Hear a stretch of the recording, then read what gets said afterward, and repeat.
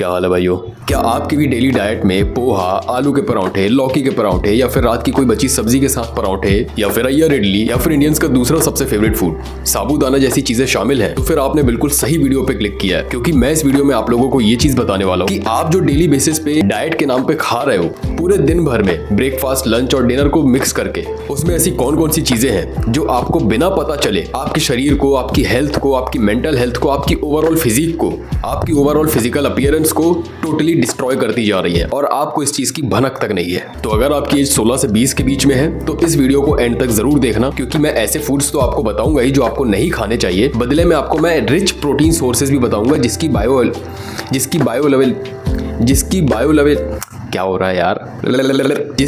Availability बहुत ज्यादा होगी। बायो अवेलेबिलिटी का मतलब होता है कि वो आपकी बॉडी में जाने के बाद बहुत अच्छे तरीके से बहुत कम समय में एब्जॉर्ब हो जाएंगी या फिर कहें कि डाइजेस्ट हो जाएंगी। तो वीडियो की एंड तक जरूर बने रहना। सबसे पहली और मेरी नजरों में सबसे ज्यादा अनहेल्दी फूड है poha. Zero nutrition, zero protein, कुछ भी नहीं मिलता उसमें, सिर्फ और सिर्फ आपको भर भर के उसमें कार्ब्स मिलते हैं, जो आपकी फिजिकल हेल्थ को तो डिस्ट्रॉय करता ही है, आपकी मेंटल हेल्थ को भी धीरे धीरे डिस्ट्रॉय करने लग जाता है। क्योंकि मैंने बहुत सारे ऐसे लोगों को देखा है जो डेली बेसिस पे ब्रेकफास्ट के रूप में पोहा बहुत ज्यादा कंज्यूम करते हैं, जिसके लॉन्ग टर्म नेगेटिव इंपैक्ट्स उनको पता भी नहीं है कि उनके शरीर में किस तरीके से पड़ेंगे। अब देखो, मैं ये चीज बिल्कुल भी नहीं बोल रहा हूँ कि पोहा कोई बुरी चीज है, मैं बस आपको हेल्दी और अनहेल्दी चीजों का डिफरेंस बता रहा हूँ। हो सकता है पोहा आपको बहुत ज्यादा पसंद हो और आपके लिए बहुत अच्छा फूड सोर्स हो, लेकिन मैं यहाँ पर फूड सोर्सेज से मिलने वाले माइक्रोन्यूट्रिएंट्स और मैक्रोन्यूट्रिएंट्स की बात कर रहा हूँ। सबसे पहले चीज आपको यह समझनी पड़ेगी कि पोहा कार्बोहाइड्रेट का सोर्स क्यों है, क्योंकि जहां तक मुझे पता है पोहा जो है वो चावल से बनता है और चावल ऑब्वियसली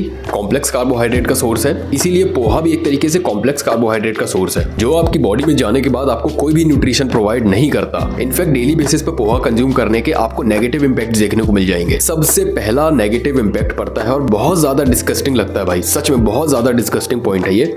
आपके पोहा कंज्यूम करने के बाद ना आपकी जबान पे, जीभ के ऊपर, ये जो रहता है ना, जीभ की ऊपर की परत रहती है, इसके ऊपर आपकी जुबान पे बहुत लंबे समय तक आपको एक येलो कलर की परत देखने को मिलती है पोहा कंज्यूम करने के बाद। और ये क्यों होता है पता है? क्योंकि पोहा खाते टाइम ना वो थोड़ा सा स्टिकी होता है, थोड़ा सा दांतों में और जबान में वो थोड़ा सा चिपकता है, जिसकी वजह से खाने के बाद हम कंज्यूम तो कर लेते हैं लेकिन वो थोड़ी सी परत हमारी जुबान के ऊपर बन जाती है। और जब आप उस चीज को साफ नहीं करते हो डेली बेसिस पे ब्रश करने के बाद, या पोहा खाया आपने उसके बाद अगर उसको आप ब्रश नहीं कर रहे हो और डेली इसी तरीके से आपका रूटीन चलता है, तो ये चीज आपके दांतों को धीरे धीरे सड़ाने लग जाती है। आपकी जो ये मसूड़े होती हैं जिससे दांत कनेक्टेड रहते हैं, ये चीज धीरे धीरे कमजोर पड़ने लगती है, दांत सड़ना चालू हो जाते हैं और कई बार एक्सट्रीम केसेस में तो दांतों में से ब्लीडिंग होना भी स्टार्ट हो जाती है। और ये सारी चीजें हो सकती हैं सिर्फ और सिर्फ कार्बोहाइड्रेट्स ज्यादा कंज्यूम करने की वजह से। और इसमें चार चांद लगाने के लिए लोग पता क्या करते हैं, पोहे के ऊपर नमकीन और प्याज डालकर खाते हैं, जो उसको और भी ज्यादा स्टिकी बना देता है। और वो कंज्यूम करने के बाद दूसरा नेगेटिव इंपैक्ट है भाई, आपके मुंह से बहुत ज्यादा गंदी स्मेल आना।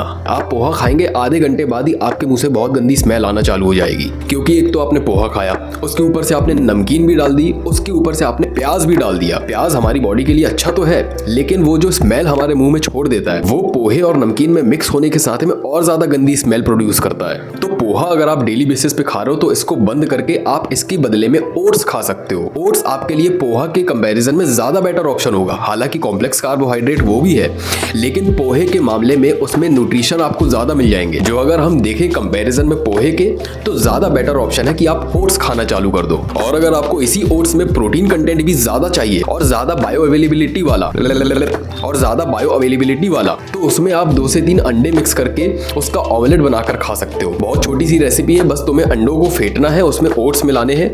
बेटर होगा कि आप मसाला ओट्स को मिला लोगे तो आपको अलग से नमक मिर्ची कुछ डालने की जरूरत नहीं पड़ेगी। उसको आप मिक्स करो और फ्राई कर लो, जैसे ऑमलेट बनाया जाता है नॉर्मली, वैसे बना के खाओ। इतना ज्यादा टेस्टी लगेगा कि आप बिलीव नहीं करोगे। आप डेली भी खाओगे ना तो बोर नहीं होगे। दूसरी चीज है भाई आलू के पराठे और साबूदाना। भाई साबूदाना अभी तक की डेट में सबसे ज्यादा अनहेल्दी फूड्स में से एक है, क्योंकि साबूदाना में लिटरली 0% न्यूट्रिशंस है, कोई भी न्यूट्रिशनल वैल्यूज नहीं देखने को मिलती।